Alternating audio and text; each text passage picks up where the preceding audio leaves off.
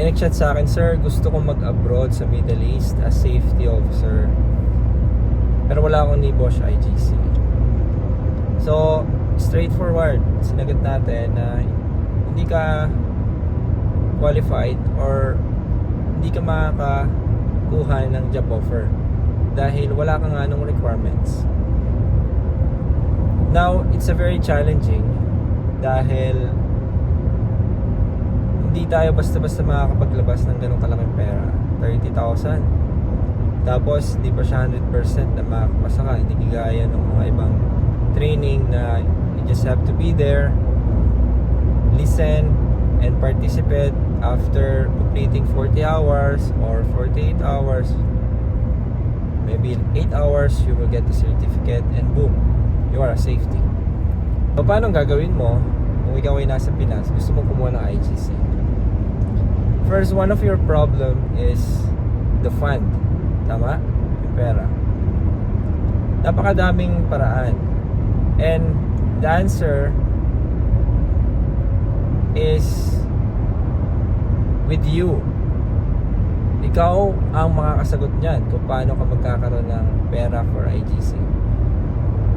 Benta mo yung sasakyan mo, yung motor mo,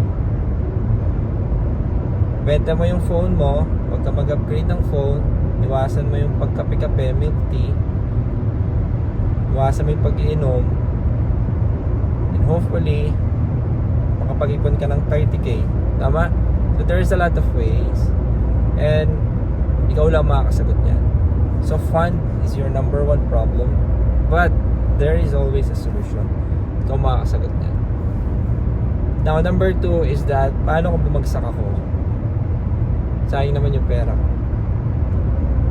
You can't guarantee 100% passing, but you can increase your chance of passing that certification. How?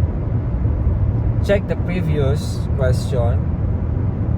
Mag-check ka ng mga previous reviewer kung makakahingi ka sa mga kakilala mo and try to practice. Then how you can get feedback is ask your friend. Pagkatapos mo pag-aralan, paano ba siya sagutin?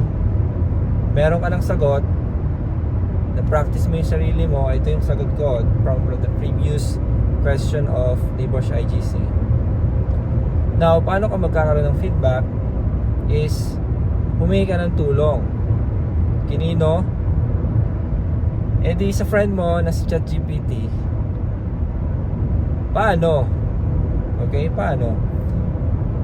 Eh di insert mo, i-attach mo lahat ng documents na kailangan mong i-attach. Yung criteria ng pag-evaluate, ilagay mo, di ba? Yung sagot mo, and tanungin mo siya kung ano ba ang resulta, kung pasado ka ba o hindi. Pointing based on the criteria of NIBOSH, kung paano ba sila nagpo-points, malalaman mo kung pasado ka ba or makakakuha ka ng feedback, di ba? There's a lot of ways. Through that, it could increase your chance of passing NIBOSH IGC, right? So ayun, may NIBOSH IGC ka na after 6 or 1 year. Ayun, nakapag-apply ka na pa abroad, natanggap ka, and nakalipat ka na, nakalis ka ng bansa, and you are having a good salary, and you're giving a good support to your family. So good luck sa'yo.